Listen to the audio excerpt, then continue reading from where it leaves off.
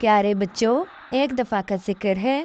एक बड़े जंगल में बहुत सारे प्यारे प्यारे परिंदे रहते थे। उसी जंगल में एक बत्तख का बदसूरत और काला बच्चा था। काला होने की वजह से जंगल के सभी परिंदे उसको ताने देते और मजाक उड़ाते, कहते तुम कितने काले और बदसूरत हो, और हमें देखो हम कितने खूबसूरत हैं। उसके काला होने की वजह से बत्तख उसे कहीं अपने साथ लेकर न जाती। जब वो कभी बैठ जाने की ज़िद करता तो बत्तख कहती, तुम्हारी वजह से मुझे बहुत शर्मिंदगी होती है। जंगल के सभी परिंदे मुझे ताने देते और मजाक उड़ाते हैं कि तुम कितनी प्यारी हो और तुम्हारा बच्चा कितना काला है। काश तुम पैदा ही न होते, हमारा कोई बच्चा न होता, तो हमें इतनी शर्मिंदगी ना उठानी पड़ती। उसे अपनी माँ की ये बातें सुन के बड़ा दुख होता और वो दिल में सोचता, इसमें मेरा तो कोई कसूर नहीं कि अल्लाह ने मुझे काला पैदा किया है। बस वो अपने घर में ही रहता और अकेला बैठ के सोचता रहता।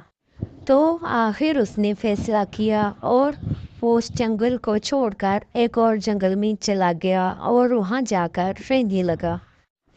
वहाँ के सारे परिंदे उसी की तरह काले थे और अब कोई उसे काला होने का ताना न देता। कुछ ही अरसे में उसके वहाँ बहुत सारे दोस्त बन गए और वो हंसी खुशी उधर रहने लगा। ऐसे ही दिन गुजर रहे थे कि दूसरे जंगल से एक परिंदा उड़ता हुआ उधर आया और आकर बत्तख के बच्चे से मिला और कहने लगा कि मुझे तुम्हारी माँ ने इधर भेजा है। तुम्हारी माँ ने पैगाम भेजा है कि हमारे जंगल में एक बिल्ली आ गई है जो बड़ी चालाक है और परिंदों का शिकार करके उन्हें मार देती है। कोई भी परिंदा अपने घर में भी महफूज नहीं है। हम बहुत मुश्किल में हैं। अगर हो सके तो तुम हमारी मदद को आ जाओ।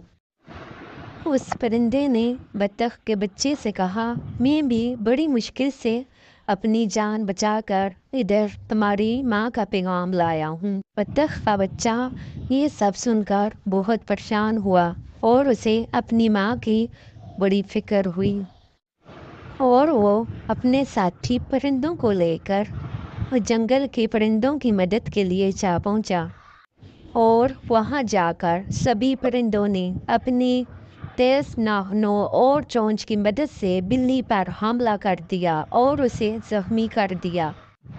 बिल्ली बड़ी मुश्किल से अपनी जान बचा के वहाँ से भागी और कभी दोबारा वहाँ का रुख न किया।